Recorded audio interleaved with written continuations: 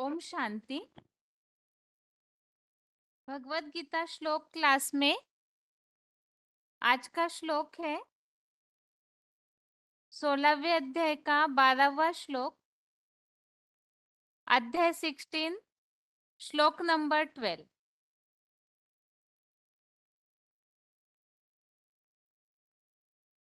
श्लोक है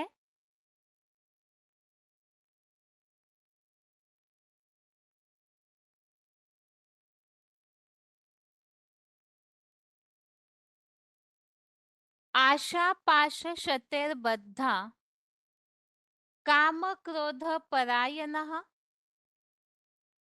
इहन्ते काम भोगार्थ अन्यायेन अर्थ संचयान। श्लोक दोबारा। 16वें अध्याय का 12वां श्लोक आज के क्लास में हम समझ रहे हैं और श्लोक है आशा पाश शतेर्बद्धा काम क्रोध परायणः इहन्ते काम भोगार्थ इहन्ते काम भोगार्थम अन्यायेन अर्थ संचयान। श्लोक एक बार फिर से। आशा पाश शतेर्बद्धा काम क्रोध परायणः इहन्ते काम भोगार्थम अन्यायेन अर्थ संचयान। श्लोक का संधि विच्छेद है आशा पाश शते बद्धा काम क्रोध परायणः इहन्ते काम भोगार्थम अन्यायेन अर्थ संचयान। श्लोक का संधि विच्छेद दोबारा। आशा पाश शते बद्धा काम क्रोध परायणः इहन्ते काम भोगार्थम अन्यायेन अर्थ संचयान। शब्दों के अर्थ है आशा पाश शते अर्थात सैकड़ों आशाओं के फंदों में जकड़े हुए। बद्धा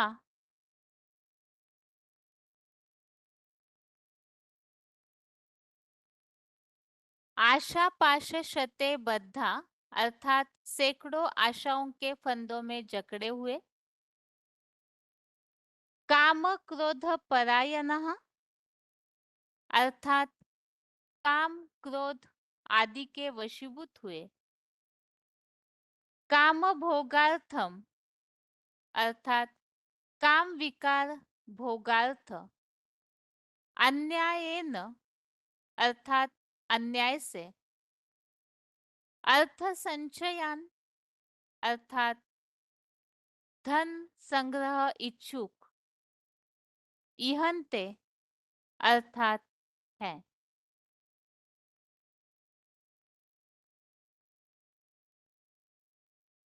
शब्दों के अर्थ दोबारा। आशा पाश शते बद्धा अर्थात सैकड़ों आशाओं के फंदों में जकड़े हुए। बद्धा अर्थात जकड़े हुए, बंधे हुए। काम क्रोध परायणः अर्थात काम क्रोध आदि के वशीभूत हुए। काम भोगार्थम अर्थात काम विकार भोगार्थ। अन्यायेन अर्थात अन्याय से। अर्थ संचयान इहन्ते अर्थात धन संग्रह इच्छुक है। श्लोक का अर्थ है सैकड़ों आशाओं के फंदों में जकड़े हुए, काम क्रोध आदि के वशीभूत हुए, काम विकार भोगार्थ, छल बल रिश्वत आदि के अन्याय से धन संग्रह इच्छुक है। 16वें अध्याय में हम जहां आसुरी गुणों की बात समझ रहे हैं, क्योंकि अध्याय 16 श्लोक नंबर 6 में हमने इस बात को समझा था, देवता और असुर दोनों प्रकार की सृष्टि यहाँ ही है। और उसमें से आसुरी सृष्टि क्या है, आसुरी गुण, आसुरी अवगुण क्या है, असुर किन्हें कहा जाता है, उसके बारे में भगवान अर्जुन को समझा रहे हैं। और ज्यादातर हमने अगर इस बात को गौर किया है कि ज्यादातर श्लोकों में काम विकार की बातों के बारे में ही बताया हुआ है। इच्छाएं, विकारी भावनाएं, क्रोध, तो ये सारे ही आसुरी अवगुण है। इस प्रसंग में हमने तीसरे अध्याय में, इसके पिछले श्लोक में भी उसी बात को समझा था। अध्याय 3 में जहां बात आई है, अर्जुन ने पूछा है भगवान से कि ये पुरुष किसकी प्रेरणा से पाप करता है। अथ केन प्रयुक्तोऽयं पापं चरति पुरुषः अनिच्छन्नपि वाष्णेय बलादिव नियोजितः। इस प्रश्न पर भगवान ने अर्जुन को उत्तर दिया है, कामेश क्रोधेश रजोगुण समुद्भव महाशनो महापाप्मा विद्यन्मिह वैरिणम।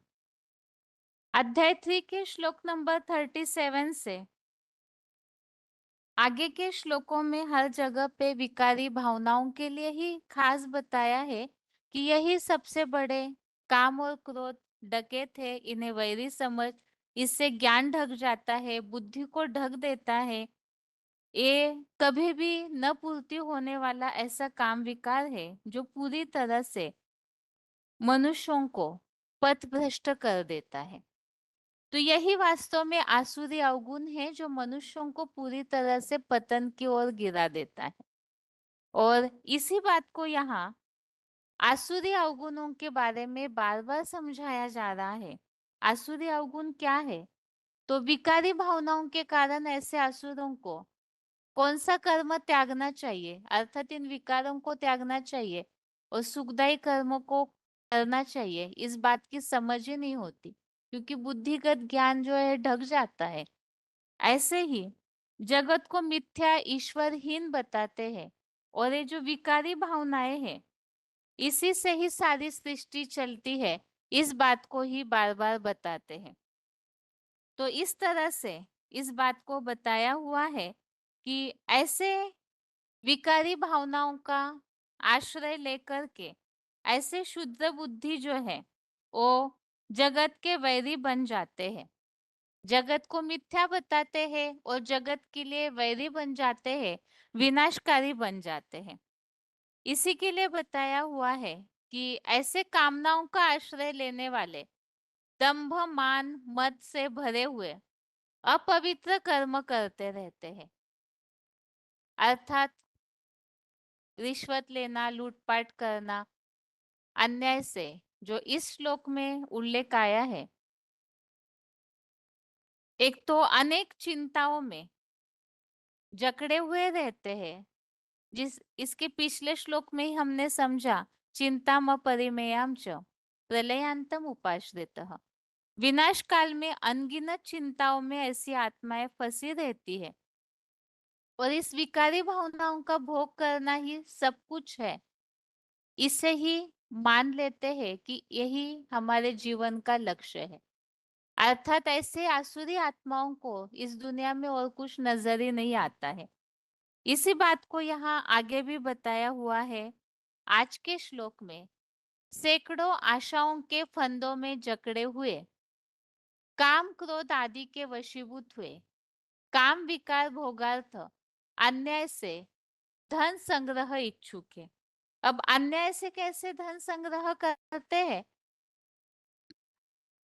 इसी के बारे में एडवांस कोर्स में, जहाँ कल्प वृक्ष के चित्र में अनेक विधर्मी धर्मों के बारे में बताया जाता है, तो वहां पर इस प्रसंग में ये बात आई है।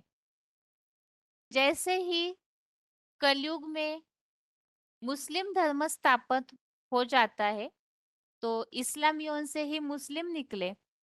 और इस्लामियों का गुणधर्म तो बताया जाता है कि किस तरह से उनमें विकारी भावनाएं पनपने लगती है द्वापर युग आते ही। और उनके पास वैसे तो अपने जो भी जनरेशन है उनको पालने के लिए उनके पास विशेष धन नहीं रहता है। और इसी के कारण से और विकारी भावनाओं से जब उनका पतन होने लगता है, जैसे अरेबियन देश जो है वो रेगिस्तानी इलाका है, वहां कुछ पैदाइश तो होती नहीं है। अभी अभी 100-200 वर्षों से वहां तेल के भंडार निकल पड़े हैं, तो इस कारण अभी वो धनवान है। वैसे तो पहले बहुत गरीबी थी। अब उनकी तेजी से जनसंख्या जो बढ़ रही है, तो वहाँ जो रेगिस्तानी इलाका है, वो रेगिस्तानी इलाका रेतीला एरिया, वहाँ पानी की कमी, तो उसके कारण कोई विशेष उपज नहीं होती है। तो इसके कारण से धन संपत्ति वहाँ थी नहीं, गरीब थे। और अपनी जो विकारी भावनाओं की पूर्ति करना है, ऐशो आराम की, भोग विलास की जो जिंदगी बिताने के उनके संस्कार है, उसमें बाधा आने लगी। अब इसकी पूर्ति के लिए उनकी नजर, जो भारत पहले सोने की चिड़िया कहा जाता था, तो उस भारत देश पर उनकी नजर पड़ने लगी। और भारत पर उन्होंने ऐसे बड़ी बड़ी सेनाएं बना करके हमला करना शुरू किया। भारत के इतिहास में ये बात बहुत प्रसिद्ध है कि एक बार नहीं, दो बार नहीं, बल्कि 17 बार सोमनाथ मंदिर को लूटा गया। अर्थात अगर कोई अपनी पूर्ति के लिए ही धन की आवश्यकता है, तो एक बार या दो बार लूट करके शांत हो जाते। लेकिन यहाँ जैसे कि उल्लेख आया है, सैकड़ों आशाओं के फंदों में जकड़े हुए ये जो विकारी भावनाएं हैं, विशेषकर काम विकार की भावना, जिसके लिए भगवत गीता में पहले भी एक श्लोक हमने चौथे अध्याय का समझा, यस्य सर्वे समारंभ काम संकल्प वर्जिता। ये जो काम विकार का संकल्प है, वास्तव में मनुष्यों के लिए नियम ये है कि इस विकार से रहित होकर के जो कर्म करता है, तो उनके पाप भस्म हो सकते हैं। लेकिन ऐसे न करके ऐसी आत्माएं जो कलयुगांत में विकारी भावनाएं बढ़ने लगती है, तो अपनी पूर्ति हेतु वो बार बार बार बार लूटपाट शुरू करते हैं। और इस तरह से ये जो लोलुप अर्थात लोभी है, कामी तो है ही, लेकिन काम विकार के साथ ही बाकी अवगुण, बाकी विकार भी आ जाते हैं। क्योंकि विकारी भावनाओं की पूर्ति करनी है तो मकान चाहिए, जिनके साथ सुख भोगना है तो उनकी इच्छा पूर्ति के लिए धन चाहिए। और इसी के चलते फिर पीढ़ी दर पीढ़ी सबकी उन भावनाओं को पूरा करने के लिए धन इकट्ठा करने में बुद्धि लग जाती है। और ऐसे ये जो लोभी है, वो फिर दुनिया के और कोई धर्म इतने आक्रामक नहीं जितना ये लोभी आक्रामक और अत्याचारी बन जाते हैं। और विशेषकर इस श्लोक में जो बात आई हुई है, छल, बल, रिश्वत आदि से, अन्याय से धन संग्रह के इच्छुक है। तो अन्याय से अर्थात सहज सहज तो सहज मार्ग से, जैसे कि मुरलियों में इस बात का उल्लेख कई बार आता है, हम समझते हैं मुरलियों के द्वारा जो शिव बाबा ने ये बात बताई है, मेहनत से अगर कोई कमाई करे तो करोड़पति अरबपति बन ही नहीं सकते हैं। लेकिन कलयुग में तो ये विकारी भावनाएं जो है बहुत ज्यादा शक्तिशाली हो जाती है मनुष्यों को, विशेषकर विधर्मियों के आक्रमणों के कारण भारतवासियों पर भी इसका प्रभाव पड़ता है। और विधर्मी वो तो है ही विकारी, तो इसीलिए अपनी इच्छा पूर्ति के लिए धन तो चाहिए, और धन चाहिए तो उसे इकट्ठा करने के लिए फिर गलत मार्गों का अनुसरण करते हैं। और इसी के लिए जो बताया है कि ये विकारी भावनाएं जो है हिंसाचार और भ्रष्टाचार को भी बढ़ावा देती है, तो अन्याय से धन संग्रह के इच्छुक है। तो कलयुगी दुनिया में भी देखा जाता है कि 5 स्टार होटल में जाकर के जो उन्हें आरामदायी जिंदगी बितानी होती है, तो उसके लिए भी ऐसी आत्माएं गलत मार्ग से धन इकट्ठा करने लगती है, जैसे कि ब्लैकमेलिंग, रिश्वत लेना, अन्याय से छल या बल, छिद्र कपट, कोई ना कोई तरीके से। लेकिन जो इतिहास में ये बात बहुत बार आती है, साम दाम दंड भेद, कोई ना कोई प्रकार से वो अपने धन को इकट्ठा करने में लगे रहते हैं। तो ये बात यहाँ बताई हुई है कि जैसे मोहम्मद गजनवी ने भी सोमनाथ मंदिर को लूटा, तो इतनी बार लूटते हैं कि अपनी विकारी भावनाओं के लिए 17 बार भारत को लूटते रहे। तो इससे ये बात यहाँ स्पष्ट है कि छल, बल, रिश्वत आदि से, अन्याय से धन संग्रह के इच्छुक है। इस तरह से ये आज के श्लोक का अर्थ है, जो 16वें अध्याय में बार बार एक बात को ही समझाया जा रहा है, आसुरी अवगुणों के लिए सैकड़ों आशाओं के फंदों में जकड़े हुए। इसके पीछे श्लोक में हमने समझा चिंताम अपरिमेयाम च, अर्थात कलयुग के अंत में तो विकारी भावनाएं और इन इच्छाओं से ही जुड़ी हुई है अनेक प्रकार की चिंताएं, क्योंकि इच्छा पूर्ति करनी है, इच्छाओं की पूंछ तो कभी खत्म होती नहीं, और इसीलिए ही उस उसकी पूर्ति के लिए ही उन्हें धन को लूटना पड़ता है, और इसीलिए बोला है सैकड़ों आशाओं के फंदों में जकड़े हुए। अब दूसरे अध्याय में हमने एक श्लोक और समझा था, काम विकार से ही क्रोध भी आता है। एक तो कामेश क्रोधेश रजोगुण समुद्भव। इसी तरह से अध्याय 2 में हमने समझा था ध्यायतो विषयान पुंसः संगस्तेषु उपजायते। इस श्लोक में स्पष्ट किया हुआ है संग के रंग से कामना आती है, कामनाओं की इच्छाओं की पूर्ति न होने पर क्रोध, और क्रोध से बुद्धि का नाश हो जाता है, और बुद्धि नाश होने के कारण गलत मार्गों का अनुसरण करते हैं। ये आज के श्लोक का अर्थ है, जो कलयुग अंत में विशेषतः मानवीय समाज में ये सब जो बातें हैं वो दिखने में आती है। आगे श्लोक का उच्चारण सुनते हैं।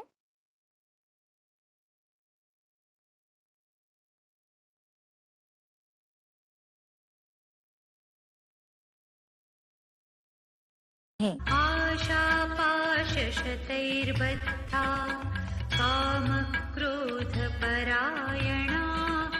ईहन्ते कामभोगार्थम् अन्यायेनार्थसञ्चयान्। सैकड़ों आशाओं के फंदों में जकड़े हुए, काम क्रोध आदि के वशीभूत हुए, काम विकार भोगार्थ छल बल रिश्वत आदि से अन्याय पूर्वक धन संग्रही हैं। आशापाशशतैर्बद्धा कामक्रोधपरायणा ईहन्ते कामभोगार्थम् अन्यायेनार्थसञ्चयान्। सैकड़ों आशाओं के फंदों में जकड़े हुए, काम क्रोध आदि के वशीभूत हुए, काम विकार भोगार्थ छल बल रिश्वत आदि से अन्याय पूर्वक धन संग्रही हैं। अभी यहाँ श्लोक में जो बात आई है, काम विकार के भोगार्थ धन इकट्ठा करने में लगे रहते हैं। तो श्लोक में वैसे ये बात बताई है छल छिद्र कपट आदि से, तो जैसे मुस्लिमों ने अन्याय करके धन को इकट्ठा किया। बाकी यहाँ ये पॉइंट केवल इस भाव से लिया हुआ है कि काम विकार के भोगार्थ ही धन को इकट्ठा करने में लगे रहते हैं। तो इस प्रसंग में ये पॉइंट लिया हुआ है। ये वार्तालाप नंबर है 1692, डिस्कशन नंबर 1692, 1 घंटा 4 मिनट के बाद से लिया हुआ पॉइंट। यस्य सर्वे समारंभा काम संकल्प वर्जिता, जिसके सारे कार्य जिंदगी के उनका लक्ष्य काम विकार नहीं है, वो ही सच्चा ब्राह्मण है। क्या समझ में आया?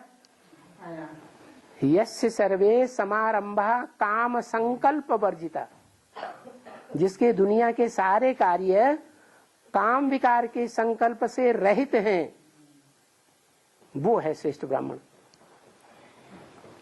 काम विकार के संकल्प को लेकर के कीड़े मकोड़े सारे कार्य कर रहे हैं, पशु पक्षी सारे कार्य कर रहे हैं, जानवर सारे कार्य कर रहे हैं, वो पेट के लिए करना पड़ते हैं।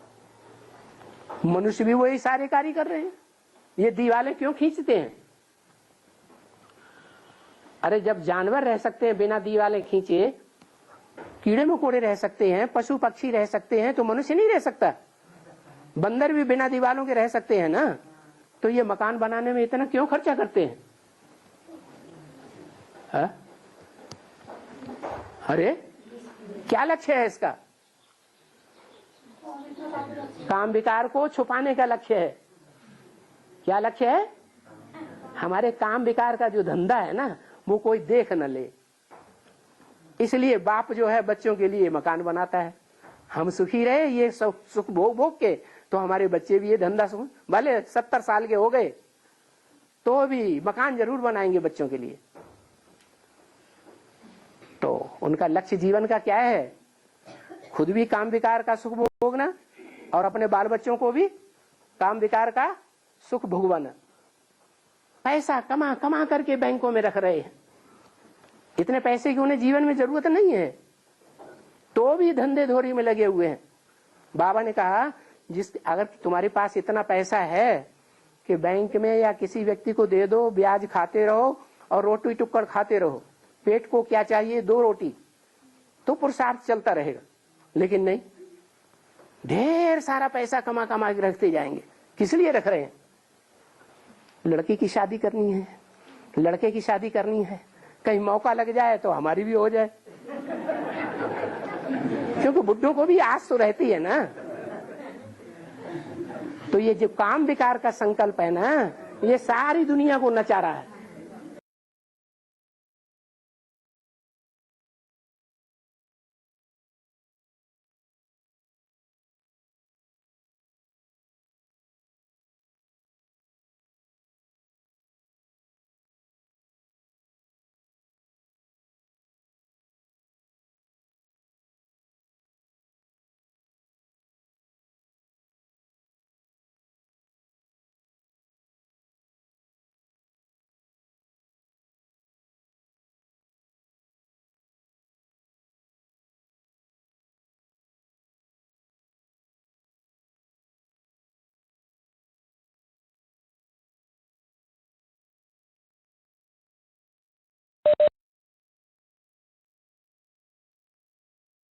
इस तरह से इस श्लोक में इस बात को स्पष्ट किया हुआ है। जो पॉइंट में विशेष बात आई हुई है कि काम विकार के भोगार्थ ही धन इकट्ठा करते हैं, तो मकान बनाना, प्रॉपर्टी इकट्ठा करना और पीढ़ी दर पीढ़ी सभी के विकारी भावनाओं की पूर्ति होती रहे, इसी के पीछे ही धन इकट्ठा करने में लगे रहते हैं। अब धन इकट्ठा करना है, विकारी भावनाओं की पूर्ति करनी है, तो उसी के पीछे अनेक प्रकार की इच्छाएं, आकांक्षाएं, इसके बंधन में मनुष्य आत्माएं बंध जाती है। अभी आगे है रिवीजन।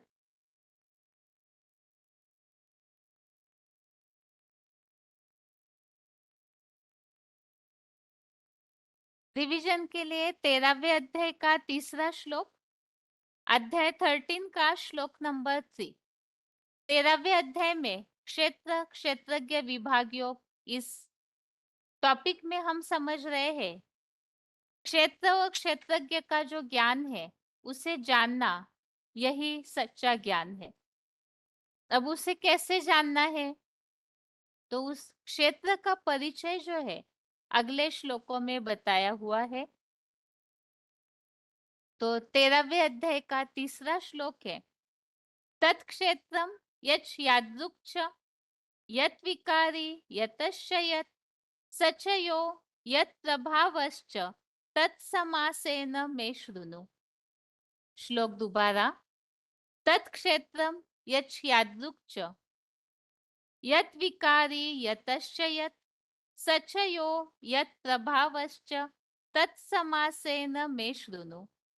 अर्थात वह अर्जुन की क्षेत्र रूपी देह जो जैसी अति की पतित व्यभिचारी है और महाविकारियों में जैसा कामुक महानतम विकारी है, मैं पतितन को राजा तुलसीदास और अपने अपने शास्त्रों में स्वकथा लिखी भी है, जो बालों रहित बच्चों जैसी लचीली देह का है, जहां अहम प्लस द प्लस गंध, अहमद गंध गांव, कायम गंध तालुका से है, और वह जन्म से देहाहंकारी ब्रह्मपुत्र जो अहम दा बात का ही है और बदला लेने वाले नाक स्वभावी धृष्टद्युम्न जैसा धीट निर्लज्ज मार्शल है, और जिस हिसाब किताब चुकतू के प्रभाव वाला है, वह सब संक्षेप में मुझ बहुरूपिया शिव बाबा से सन्मुख सुन। बाप का परिचय बाप ही दे सकता है। तो इस श्लोक में उस क्षेत्र अर्थात अर्जुन, जिसे ही धर्म क्षेत्र और कर्म क्षेत्र की युद्ध भूमि बताया है, जो मुकर्रर तनधारी है, जिस तन का जिस रथ का स्वयं परमपिता आधार लेते हैं, तो उस साकार मुकर्रर तन अर्थात उस व्यक्तित्व की पहचान यहाँ मुरलियों के आधार से बताई हुई है कि वह अर्जुन की देह जो है वो अतीत का पतित व्यभिचारी है, जो तुलसीदास जी ने कहा है, मैं पतितन को राजा। अपने अपने शास्त्रों में अपने अपनी स्वकथा लिखी जाती है। तो कलयुग अंत में तो सभी तमो प्रधान है, तो सृष्टि बीज अर्जुन जो है वो भी इसी तरह से तमो प्रधान बन जाते हैं, और जिस समय परमपिता उनका आधार लेते हैं, तो उनके स्वभाव, उनके जन्म स्थान, उन सब के बारे में भी यहाँ श्लोक में स्पष्ट किया है कि अहमदगंज गांव कायमगंज तालुका से है, और बेहद के हिसाब से अहमदाबादी है, बदला लेने वाले नाक स्वभावी धृष्टद्युम्न जैसा है, और हिसाब किताब चुकतू करने के प्रभाव वाला है। अभी इसी संबंधित आगे इस श्लोक में कुछ और पॉइंट्स भी दिए हुए हैं। श्लोक के नीचे ही कुछ और मुरली पॉइंट्स दिए हैं, जिसमें उस क्षेत्र अर्जुन का परिचय और स्पष्ट किया है। मुरली के प्रूफ, गावड़े का छोरा जो जब गोरा है तो ताज होना चाहिए, सावरा है तो ताज कहाँ से आवेगा? गांव का छोरा तो गरीब होगा ना। गंदा गांव, इतना ऊंचते ऊंच बाप, कैसे छीछी गांव अहमदगंज में आते हैं।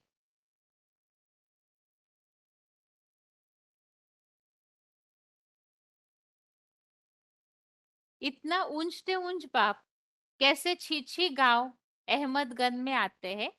मुरली तारीख 6/7/1984, मुरली डेट 6/7/1984। फरुखाबादी बाप को मालिक कहा जाता है। फरुखाबाद में कायमगंज तरफ मालिक को मानते हैं, क्योंकि घर का मालिक तो बाप ही होता है, बच्चों को बच्चे ही कहेंगे। जब वह भी बड़े समझदार होते हैं,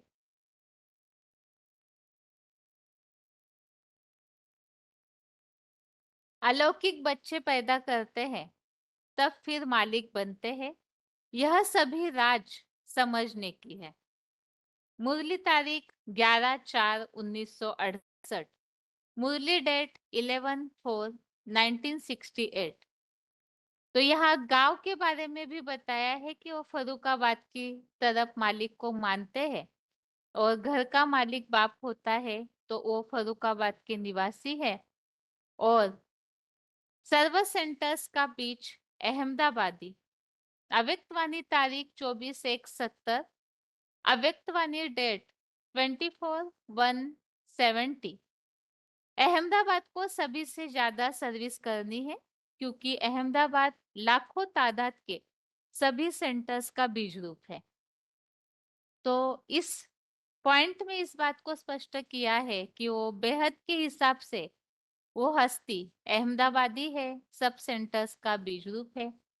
शरीर की आयु के लिए यहाँ पॉइंट स्पष्ट किया है 20-25 वर्ष की आयु, अर्थात जब शिव बाबा की मुरली चली तो उस समय उस व्यक्तित्व की आयु 20-25 वर्ष के आसपास होती है। तो इसके लिए बताया है मुरली तारीख 16/2/1967, मुरली डेट 16/2/1967। आगे ओम मंडली में अव्वल नंबर वाले जो 1942-47 में मरे थे, फिर भी बड़े हो कोई 20-25 के ही हुए होंगे, ज्ञान भी ले सकते हैं। यहाँ दिए गए महाभारत के 2 श्लोक भी बेहद बाप के प्रत्यक्षता वर्ष 1976 में दैहिक आयु 32 वर्ष से संबंधित है, अर्थात जिनका सन 42 में जन्म हुआ तो वो हस्ती सन 76 आते आते जिस तरह से अपनी अवस्था को बना लेती है, परमपिता को पहचान कर अपनी याद के द्वारा जो अवस्था बना लेती है, उस बात का उल्लेख महाभारत में भी मिलता है।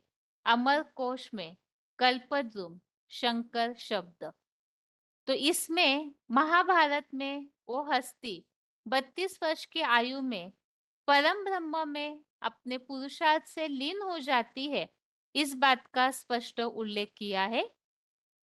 12 वर्ष वयसी भौतिक शरीरम परित्यज्य परम ब्रह्मणि लीन मासित। एक बार फिर से 12 वर्ष वयसी भौतिक शरीरम परित्यज्य परम ब्रह्मणि लीन मासित। तो यहाँ पर यह बताया हुआ है 32, अर्थात यहाँ 32 वर्ष वयसी, वयसी अर्थात आयु, तो 32 वर्ष की आयु में वो हस्ती अपने शरीर की जो आयु है 32 वर्ष, उस समय परम ब्रह्मनि लीन मासित, परम ब्रह्म जैसी अवस्था में लीन हो जाती है। और इसी तरह महाभारत में मंगल कारक के त्रिकांड शेष, इसमें भी उल्लेख आया है 32 कीर्ति राशे समावेतियु किल शंकरस्य। तो इस तरह से उनकी अवस्था जो बना लेते हैं तो उसका उल्लेख शास्त्रों में भी मिलता है, इससे यहाँ स्पष्ट किया हुआ है। आगे अभी इसी श्लोक का उच्चारण।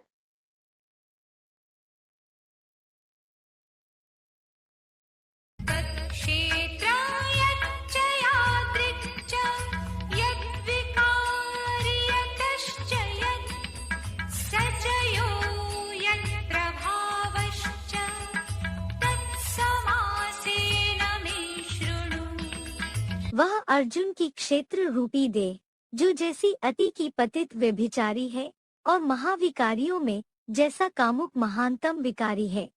मैं पतितन को राजा अर्थात तुलसीदास और अपने अपने शास्त्रों में स्वकथा लिखी भी है, जो बालों रहित बच्चों जैसी लचीली देह का है, जहाँ अहम प्लस द प्लस गंध गांव कायम गंध तालुका से है, और वह जन्म से देहांकारी ब्रह्मापुत्र जो अहम प्लस द प्लस बाद का ही है, और बदला लेने वाले नाग स्वभावी धृष्टद्युम्न जैसा ढीठ निर्लज मार्शल है, और जो हिसाब किताब चुप्पू के प्रभाव वाला है।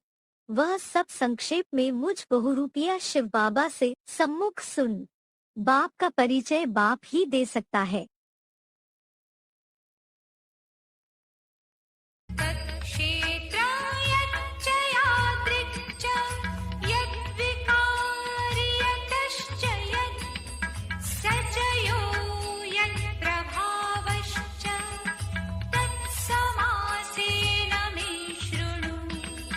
वह अर्जुन की क्षेत्र रूपी देह, जो जैसी अति की पतित व्यभिचारी है और महाविकारियों में जैसा कामुक महानतम विकारी है। मैं पतितन को राजा अर्थात तुलसीदास और अपने अपने शास्त्रों में स्वकथा लिखी भी है, जो बालों रहित बच्चों जैसी लचीली देह का है, जहाँ अहम प्लस द प्लस गंध गांव कायम गंध तालुका से है, और वह जन्म से देहांकारी ब्रह्मापुत्र जो अहम प्लस द प्लस बाद का ही है, और बदला लेने वाले नाग स्वभावी धृष्टद्युम्न जैसा ढीठ निर्लज मार्शल है, और जो हिसाब किताब चुप्पू के प्रभाव वाला है। वह सब संक्षेप में मुझ बहुरूपिया शिव बाबा से सम्मुख सुन। बाप का परिचय बाप ही दे सकता है।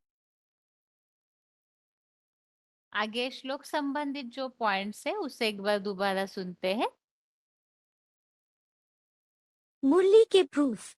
गावड़े का छोरा, जो जब गोरा है तो ताज होना चाहिए, सामरा है तो ताज कहाँ से आवेगा, गांव का छोरा तो गरीब होगा ना। मुरली तारीख 8/2/70 पृष्ठ 2 मध्य।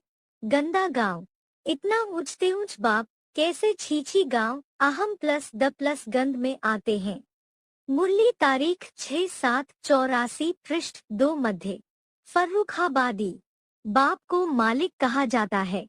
फर्रुखाबाद में कायम प्लस गंध तरफ मालिक को मानते हैं, क्योंकि घर का मालिक तो बाप ही होता है।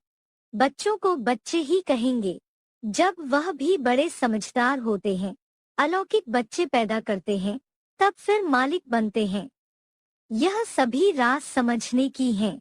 मुरली तारीख 11/4/68 पृष्ठ 3 अंत। अहमदाबादी सर्व सेंटर्स का बीज। अहमदाबाद को सभी से ज्यादा सर्विस करनी है, क्योंकि अहमदाबाद लाखों तादाद के सभी सेंटर्स का बीज रूप है। अव्यक्त वाणी 24/1/70 पृष्ठ 190 मध्य। शरीर की 20-25 की आयु। आगे ओम मंडली में अव्वल नंबर वाले जो 1942-47 में मरे थे, फिर भी बड़े हो कोई 20-25 के ही हुए होंगे, ज्ञान भी ले सकते हैं। मुरली तारीख 16/2/67 पृष्ठ 1 अंत। यहाँ दिए गए महाभारत के 2 श्लोक भी बाप के प्रत्यक्षता वर्ष 76 में दैहिक आयु 32 वर्ष से संबंधित हैं। द्वात्रिंश वर्षसी भौतिक शरीरम परित्यज्य पर ब्रह्मणी लीन मासी। अमरकोश में कल्पध्रुव शंकर शब्द द्वात्रिंश दस्यो ज्वल कीर्ति राशे समाव्यतियुः किल शंकरस्य। महाभारत 3-228-6 मंगलकार के त्रिकाण शेष। इसके अलावा YouTube आध्यात्मिक विद्यालय के एडवांस कोर्स में भी ढेर सारे पक्के प्रमाण भी मिलेंगे।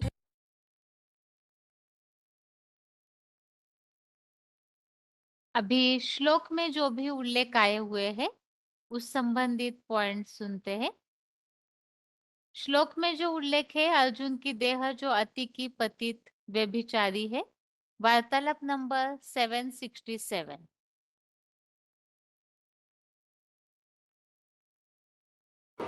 और काफी कांटे में आकर तो नंबर 1 गोल बनाता है। तो पतित काफी कांटे किसी के रामपाल या हाँ, कैसे पतित कैसे ऐसे कि बाबा ने बोला है उपन्यास पढ़ने और फिल्म देखने से आत्मा का सबसे जास्ती पतन होता है। ये नहीं कहा कि विकारों में जाने से जास्ती पतन होता है, ये नहीं कहा कि विविचार में जाने से जास्ती पतन होता है। विविचार में तो राजा भारत के जाते ही रहे, अनेकों रानियां रख रखी, उतना पतन नहीं हुआ। लेकिन ये उपन्यास जो है वो अंतिम जन्म में निकलते हैं, जब माया का पंप एंड शो दुनिया में बहुत बढ़ जाता है। तो उपन्यास पढ़ करके और फिल्में देख करके बुद्धि का सबसे जास्ती पतन होता है। बुद्धि का पतन होता है, मनसा का पतन होता है, तो शीघ्र पतन भी होता है, स्वप्न दोष भी होता है, और स्वप्न दोष के कारण तन की शक्ति, मन की शक्ति सबसे जास्ती क्षीण होती है।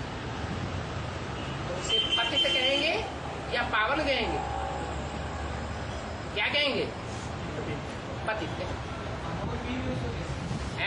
अमोघ वीर भी कहा गया उसको। इसको ज्ञान, ये ज्ञान से आने के पहले की स्टेज है या ज्ञान में आने के बाद की स्टेज है?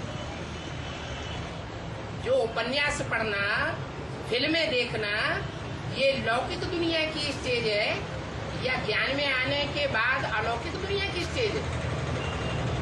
अरे अलौकिक दुनिया की स्टेज बताइए। वो पुरुषार्थी जीवन की टॉप मोस्ट स्टेज है, जहाँ शिव और शंकर मिलकर के एक स्वभाव संस्कार के निराकारी, निर्विकारी, निरहंकारी बन जाते हैं। वो है अमोघ वीर की स्टेज।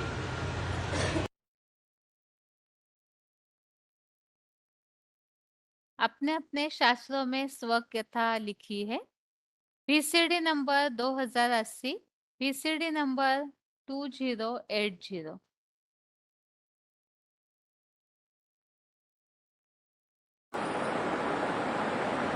रामायण में बोला है, मैं पतितन को राजा। किसने बोला? मुरली में बोला है। अपनी अपनी कथा कहानियां अपने अपने शास्त्रों में लिख दी। तो रामायण किसने लिखी है? तुलसीदास ने लिखी। तो ये तुलसीदास की आत्मा कौन हुई? राम वाली आत्मा हुई। कलयुग के मध्यांत में आती है तुलसीदास बन करके। जबकि बोलते हैं रामायण नहीं, बोलते हैं भय परम शंकर सब है। माने सारे ब्राह्मण जो हैं वो भी शूद्र बन गए। ऐसी पति दुनिया 500 साल पहले ही हो गई। तो कलयुग के अंत में तो क्या हाल होता होगा?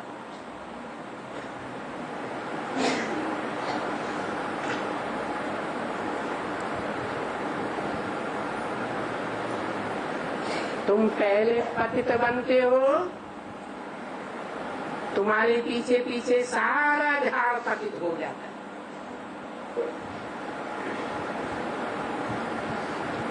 मना जो देवी देवता धर्म की पक्की आत्माएं हैं, सूर्यवंशी आत्माएं हैं,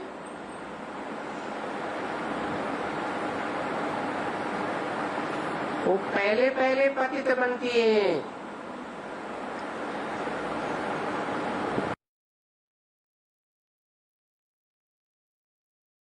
अगला पॉइंट है, लचीली देह का है। वार्तालाप नंबर 882। है कमान जो होती है, धनुष जो होता है, उसमें लचीलापन होता है। जितना ज्यादा बुद्ध रूपी प्रत्यंचा को खींचेंगे उतना मोल्ड हो जाएगा।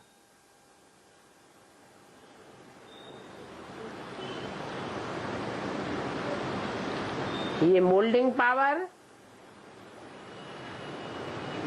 पुरुषार्थ को ऊंचा चढ़ाने की पावर बुद्धि की खींच के ऊपर है।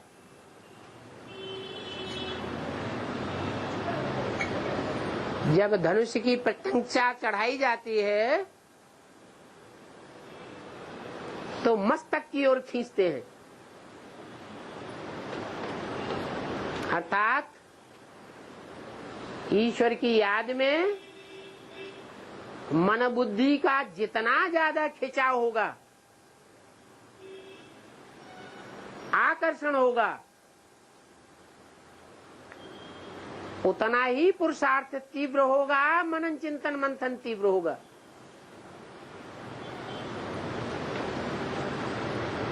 और जो ईश्वरीय ज्ञान का वर्षा है, पहला पहला वर्षा, वो आत्मा को ज्यादा मिलेगा। इसलिए बाबा ने बोला यज्ञ के आदि में जो बाप समान राम बाप के नाम रूप से संसार में प्रत्यक्ष होने वाला बड़ा बच्चा कारण या कारण यज्ञ से अलग हो गया तो उसे डाडे की मिल्कियत सौंप दी जाती है। जो बड़ा बच्चा होता है अपने हिस्से की मिल्कियत लेकर के कमाई करना शुरू करता है तो वो और छोटे छोटे बच्चों के मुकाबले ज्यादा कमाई कर लेगा या कम कमाई करेगा? ज्यादा कमाई कर लेता है, क्योंकि बुद्धि रूपी तरकस में उसको डाडे के वर्षे से बाण मिले हुए हैं। पुरुषार्थ करने के लिए लचीला धनुष मिला हुआ है।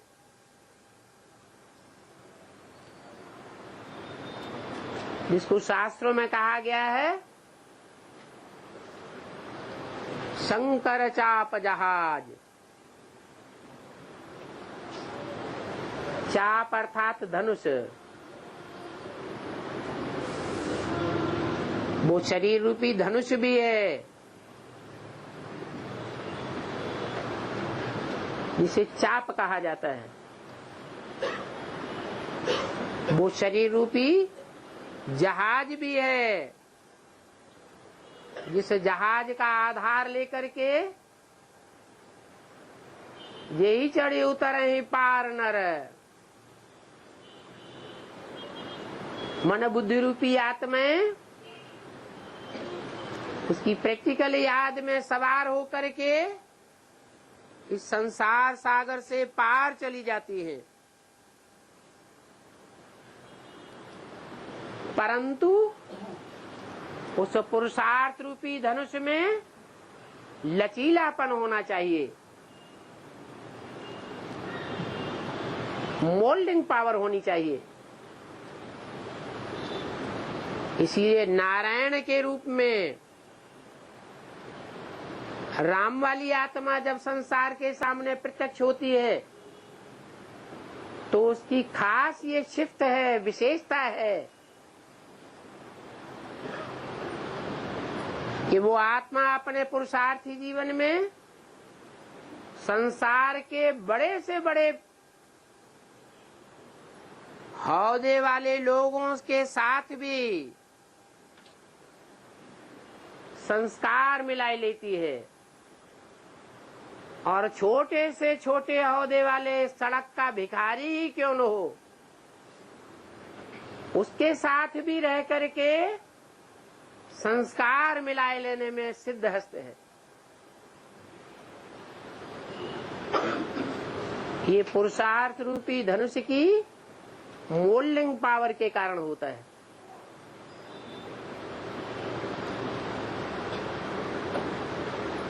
जो कि यज्ञ के आदि से ही ये पावर मिली हुई है, बाप दादा की प्रॉपर्टी से। ये लो अपना धनुष और ये लो बुद्धि रूपी तरकस और ये लो ये बाण, अपना खाओ और अपना कमाओ।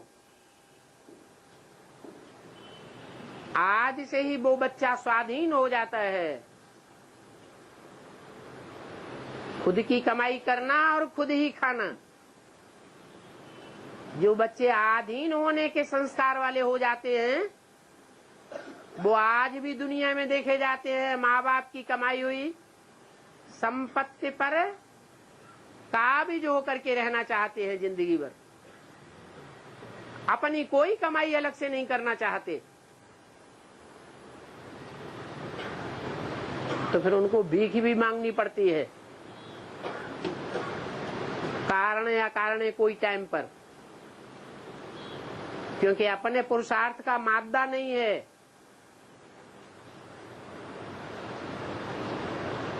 स्वावलंबी होना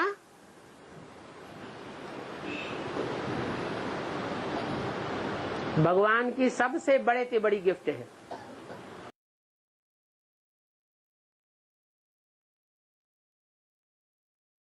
अगला पॉइंट है, श्लोक में जो बात आई है गावड़े का छोरा, VCD number 877, VCD number 877।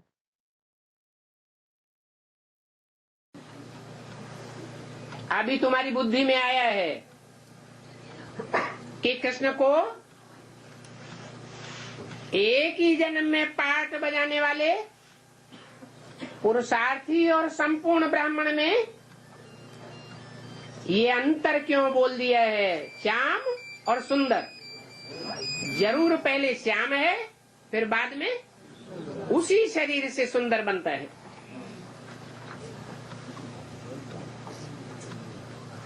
Gawde का छोरा जरूर सांवरा होगा, है? पढ़ा लिखा कौन होता है, शहर वाला या गावड़े का? बड़े बड़े स्कूल गांवों में होते हैं या बड़े बड़े शहरों में होते हैं? गावड़े का छोरा तो जरूर सांवरा होगा।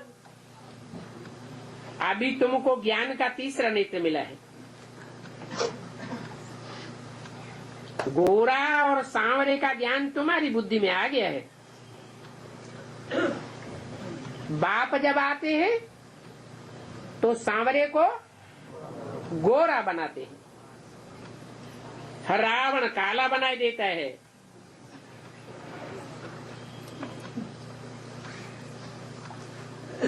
और बाप आते हैं तो गोरा बनाए देते हैं।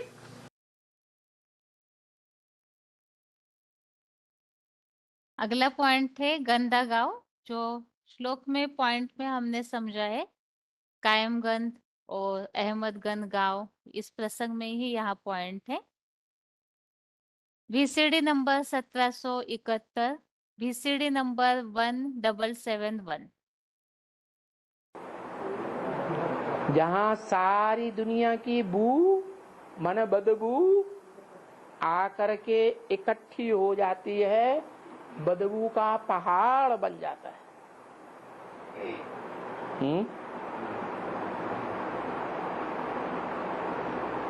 कहाँ सारी दुनिया की बदबू आकर के इकट्ठी होती है? कहाँ के लोग सबसे जास्ती पतित बनते हैं? वो माउंट आबू के हैं? नहीं, जहाँ की रेलवे लाइन में और गांव-गांव में आज भी नाम पड़े हुए हैं, गंद गंद गंद, कायमगंज, डुड़वारे गंद, गुरु सहाय गंद, खुदागंज, दरियावगंज, अहमदगंज, अलीगंज, तासगंज, सारी लाइन की लाइन भरी पड़ी है गंद ही गंद से। क्यों? वहां के लोग जितने गंदे हैं इतने दुनिया में कहीं के नहीं। बाप खुद बताते हैं, मैं ऐसे गंदे गांव में आता हूँ जहाँ के लोगों को पेट भर खाने के लिए ठीक से रोटी भी नहीं मिलती।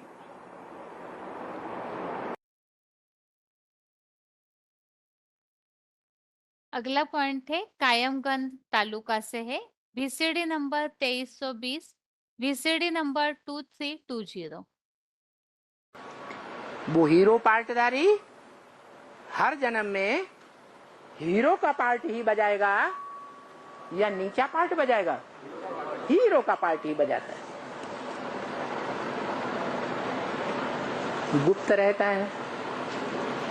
यह सबको उसके पार्ट का पता चलता है?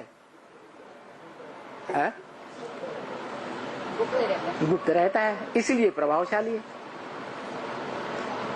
है तो इसी दुनिया में 84 जन्म का पार्ट इसी दुनिया में बजाता है, परंतु किसी को पता नहीं चलता वो कौन है और कहाँ है।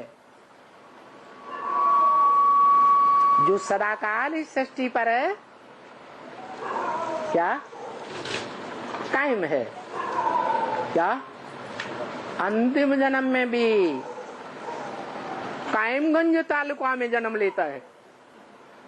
कहाँ लेता है? कायमगंज। क्या नाम रखा? कायमगंज।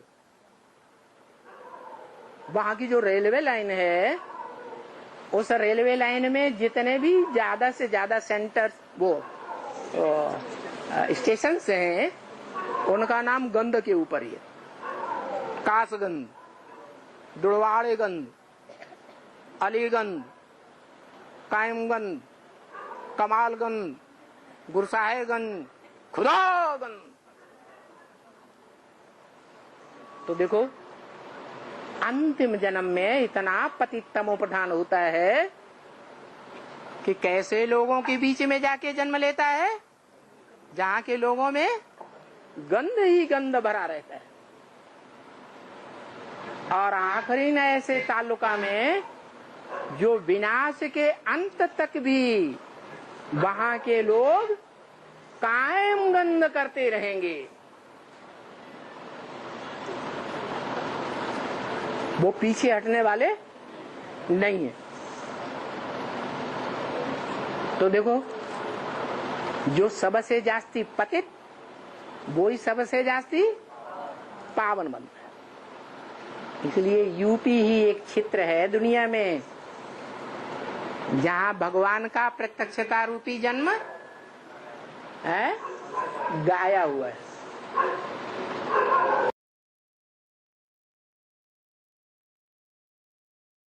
आगे श्लोक में बात आई है फर्रुखाबाद के लोग मालिक को मानते हैं, तो इस प्रसंग में इस पॉइंट में स्पष्ट किया है।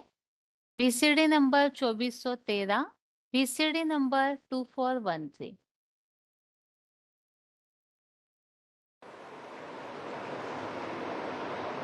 फर्रुखाबाद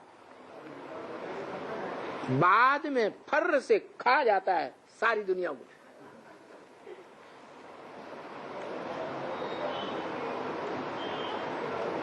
जैसे ऑल इंडिया को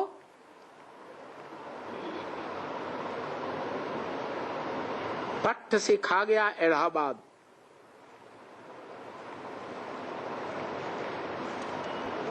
नेहरू जी कहां से पैदा हुए? इलाहाबाद से। इलेक्शन हमेशा कहां से जीतते रहे? क्यों है? वही स्थान उन्होंने क्यों चुना? अरे हाँ, जहां के थे वहां के लोग उनको बहुत चाहते थे। बुद्धि में बैठा हुआ था कि इंडिया का ये सरताज जो भारत में सबसे जास्ती लंबे समय तक प्रधानमंत्री रहता है, वो ये आत्मा है।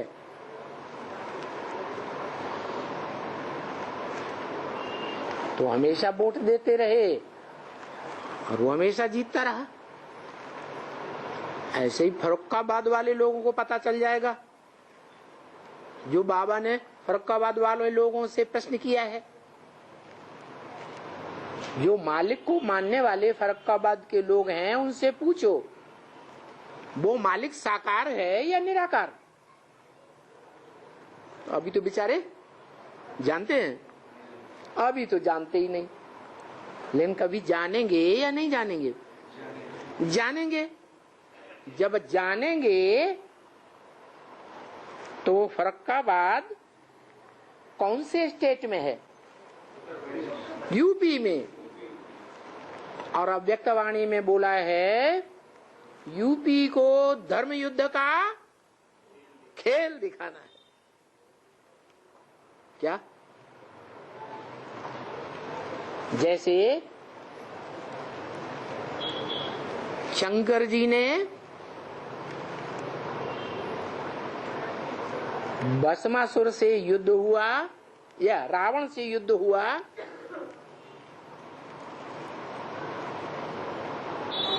तो रावण को कहना पड़ा,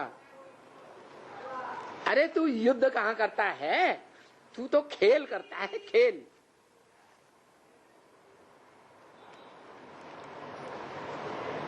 रावण पहचान गया कि ये युद्ध नहीं कर रहा है, मुझे खेल खिला रहा है। तो ऐसे ही यूपी को धर्म युद्ध का खेल दिखाना है कि धर्म युद्ध कैसे किया जाता है। सर्वधर्मान परित्यज्य, सब धर्मों को त्याग दे, सब धर्म पिताओं को, धर्म के गुरुओं को मार बोली। ऐसा युद्ध।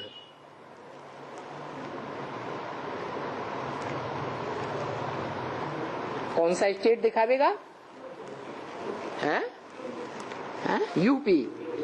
और यूपी में भी वो कौन सा स्थान जहां का व्यक्ति प्रसिद्ध है। ब्रह्म वाक्य मुरली में 20 बार वो शब्द आया है। क्या? फर्रुखाबाद के लोग मालिक को बहुत मानते हैं, जैसे इलाहाबाद के लोग नेहरू को बहुत मानते थे।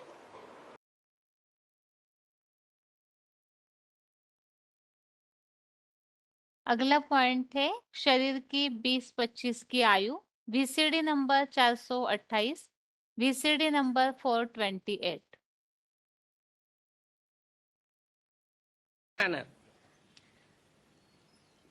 आगे जो मरे थे, फिर बच्चों से कहा, सभा में बच्चों से कहा, आगे जो मरे थे फिर भी बड़े होकर कोई 20 कोई 25 के हो गए होंगे। बाबा की नजर कोई विशेष 2 आत्माओं के ऊपर है, और ये भी जानते हैं कि वो कब मरे थे। सन 67 की वाणी है, तो सन 67 की वाणी में 20 और 25 वर्ष घटाए जाए तो कौन सा सन आएगा?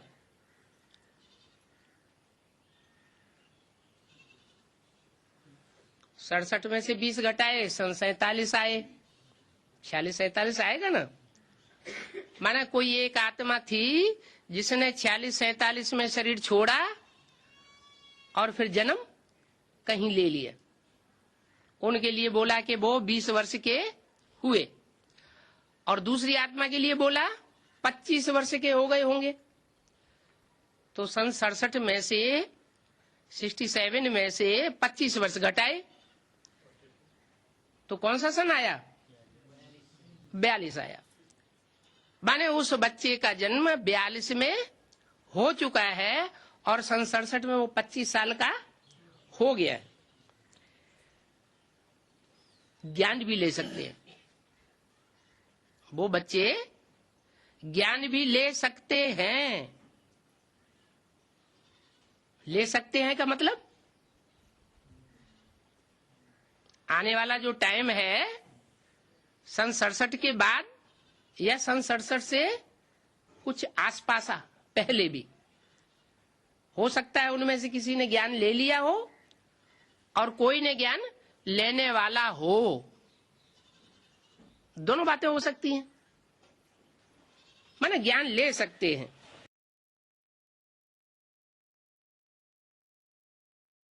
अगला पॉइंट है बदला लेने वाला नाग स्वभावी।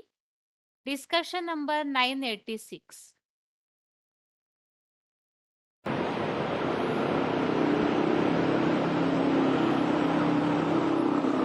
बाबा इच्छाधारी नाग नागिन होते हैं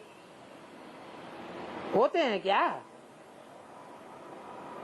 उनके पास मणि होती है क्या? मणि क्या चीज होती है?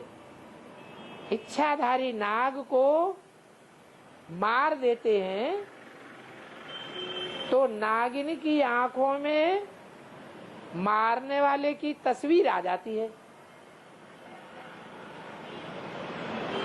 तो वो उनको मार देती है। ऐसे बाहर की दुनिया में कहते हैं, ये हकीकत है क्या?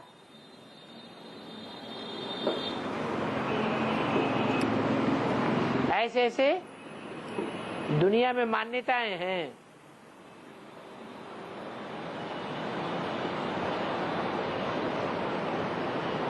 तो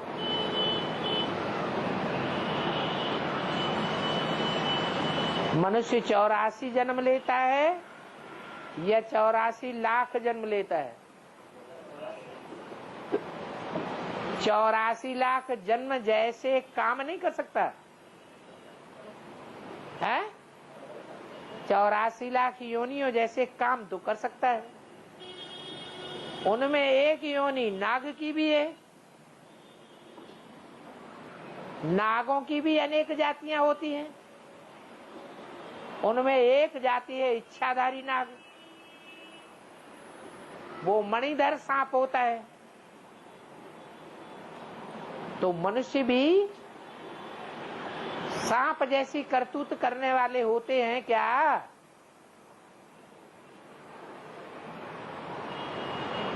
ह्यूमन सर्प होते हैं या नहीं होते हैं? होते हैं। तो इच्छाधारी सर्प भी होते हैं। इच्छा माने संकल्प, जो संकल्प की सिद्धि कर लेते हैं ऐसे मणिधर कहे जाते हैं। ये आत्मा रूपी मणि है। आत्मा रूपी मणि को सिद्ध कर लेते हैं। उनके मस्तक में सदैव मणि चमकती रहती है। वो बदला लेने में बहुत एक्सपर्ट होते हैं। ये धर्मराज के दूत के मुआफिक हैं। जैसे धर्मराज एक एक की 100 गिनाता है, पूरा बदला ले लेता है, ऐसे ही ये इच्छाधारी नाग हैं।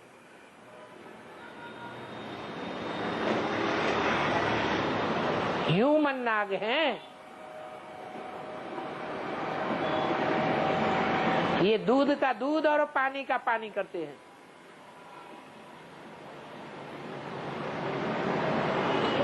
इसलिए बाबा भी कहते हैं एक एक का प्रूफ दे करके सजा दूंगा, बिना प्रूफ के कोई को सजा नहीं मिलेगी। पूरा चित्र दिखाता जाऊंगा, जैसे स्क्रीन में चित्र दिखाए जाते हैं कि ये तुमने पाप किए हैं।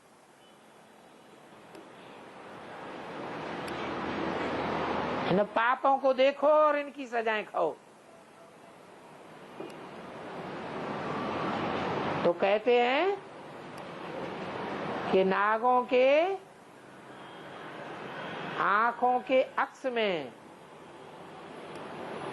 वो सारा चित्र खिंच जाता है पाप करने के समय का।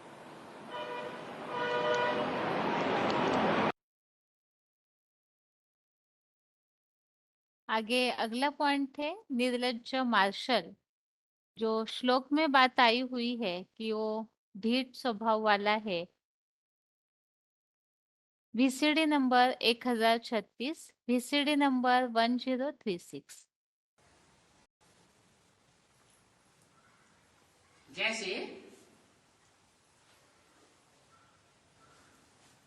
मार्शल लॉ लागू होता है तो ऑर्डिनेंस निकालते हैं ना, कोई उस पर नहीं चलता है तो उसको शूट कर देते हैं। ऐसा भी टाइम आएगा क्या? इस रूहानी मिलिट्री में भी ऑर्डिनेंस निकलेंगे, कोई नहीं मानेंगे तो क्या कर देंगे? शूट कर देंगे, मार देंगे, गोली मार देंगे। हाँ, क्या ज्ञान की गोली मार देंगे? माने वो आत्मा ज्ञान से टूट पड़ेंगी, बाप से बिछुड़ जाएंगी। तो बाप भी ऑर्डिनेंस निकालते हैं। रूहानी मिलिट्री का मार्शल कौन है? मुरली में तो शंकर को बताया जरूर है, आदि पिता गाया हुआ है। मनुष्य सृष्टि के बाप में ही शिव सुप्रीम सोल बैठ करके ऑर्डिनेंस निकालते हैं कि अगर तुम मुझको भूल गए, जो नरक की दुनिया को स्वर्ग बनाने वाला है, उस बाप को अगर भूल गए और भूल करके तुम विकार में गिरे, वि माने विपरीत और कार माना काली, समय के अनुसार 63 जन्म की तो बात छोड़ दो, अभी समय के अनुसार टाइम अनेकों के साथ जोड़ने का है या अनेकों के साथ तोड़ने का टाइम है? इंद्रियों का संबंध तोड़ने का टाइम चल रहा है, और तोड़ने के टाइम पर अगर औरों के साथ जोड़ा और जिसके साथ जोड़ना चाहिए उससे तुमने तोड़ा तो माया तुमको शूट कर देगी। क्या शूट कर देगी? माना ज्ञान से टूट पड़ेगी, सारी की कमाई चट हो जाएगी। भगवान ऑर्डिनेंस से निकाले और विकार में दे तो शूट हो जाएगी। श्लोक में बात आई है, बाप का परिचय बाप ही दे सकता है। VCD number 1474, VCD number 1474।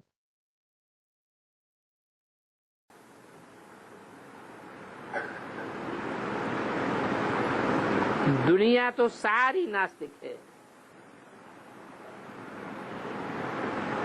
क्योंकि बाप को कोई भी नहीं जानते हैं, कोई नहीं जानते हैं, इसलिए बाप को ही आकर के बैठ अपना परिचय देना होता है।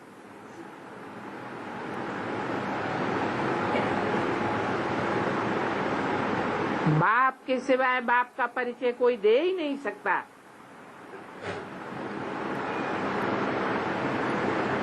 और सृष्टि के आदि मध्य अंत का राज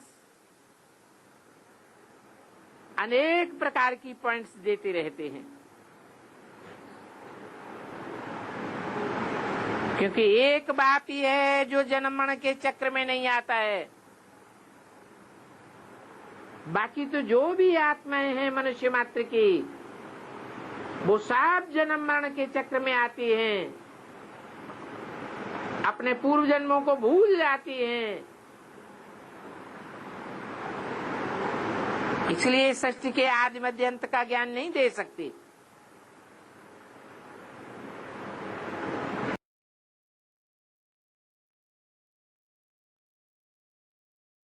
ये तो 13वें अध्याय के 3 श्लोक में क्षेत्र रूपी अर्जुन मुकर्रर तनधारी की पहचान बताई हुई है, क्योंकि इसके पीछे श्लोकों में हम समझ रहे थे क्षेत्र और क्षेत्रज्ञ का जो ज्ञान है वही सच्चा ज्ञान है, तो इसलिए उन दोनों को जानना चाहिए, ऐसे उल्लेख श्लोक में आया हुआ है।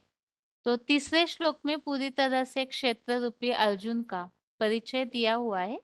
अभी आगे आज का श्लोक एक बार रिवाइज करके आज का क्लास पूरा करते हैं। 16वें अध्याय का 12वां श्लोक है। अध्याय 16 का श्लोक नंबर 12 है। आशा पाश शतेर बद्धा काम क्रोध परायणः इहन्ते काम भोगार्थम अन्यायेन अर्थ संचयान। श्लोक दोबारा। आशा पाश शतैर्बद्धा काम क्रोध परायणः इहन्ते काम भोगार्थम अन्यायेन अर्थ संचयान। अर्थात सैकड़ों आशाओं के फंदों में जकड़े हुए, काम क्रोध आदि के वशीभूत हुए, काम विकार भोगार्थ छल बल रिश्वत आदि के अन्याय से धन संग्रह के इच्छुक है। तो श्लोक संबंधित हमने इस बात को समझा था। एक तो समय अनुसार जो बात देखी, मुसलमानों के भारत में अनेक प्रकार के आक्रमण हुए और उसका एक खास कारण था कि शुरू में भारत जो है सोने की चिड़िया कहा जाता था।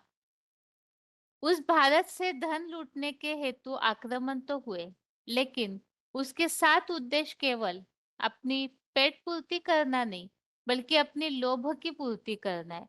तो जहां विकारी भावनाएं पनपती है, उनकी इच्छा पूर्ति के लिए फिर लोभी भी बन जाते हैं और इसीलिए लूटपाट करके बार बार आक्रमण करके अन्याय से धन को इकट्ठा करते हैं। कलयुगीय दुनिया में विकारी भावनाएं ज्यादा बढ़ जाती है, तो भगवत गीता में तो नियम बताया है, यस्य सर्वे समारंभा काम संकल्प वर्जिता। लेकिन ऐसे न होकर के विकारी भावनाओं में उलझ करके उसी के लिए ही धन इकट्ठा करने में कलयुग अंत का जो समाज है वो लगा हुआ होता है। इसीलिए जैसे पॉइंट में हमने समझा, बूढ़े होने पर भी विकारी भावनाएं तो बंद होती नहीं और इसी के लिए ही प्रॉपर्टी बनाते रहते हैं। ठीक इसी तरह से आज की दुनिया के जो अलग अलग शाहूकार है, वो बड़े बड़े जो भी राजनीतिज्ञ है, वो भी अपनी इच्छा पूर्ति के लिए अन्याय से छल बल रिश्वत आदि से इसी तरह से धन इकट्ठा करने में लगे रहते हैं और एक ही उद्देश्य है, काम विकार की भोग या वासनाओं को पूरा करना। और इसकी इच्छा पूर्ति के लिए सैकड़ों आशाओं के फंदों में बंधे हुए, अर्थात ये जो इच्छाओं का बंधन है ये कभी पूरा नहीं होता, तो उस इच्छाओं के बंधनों में जकड़े हुए रहते। ये आज के श्लोक में आसुरी अवगुणों के बारे में और उनकी निशानियां या लक्षण हमने समझे हैं। इसके अलावा 13वें अध्याय के रिवीजन के श्लोक में क्षेत्रज्ञ का, क्षेत्र रूपी अर्जुन का परिचय पॉइंट्स के द्वारा श्लोक के द्वारा समझा। इसके साथ ही आज के लिए गीता क्लास यहाँ ही पूरा करते हैं। ओम शांति।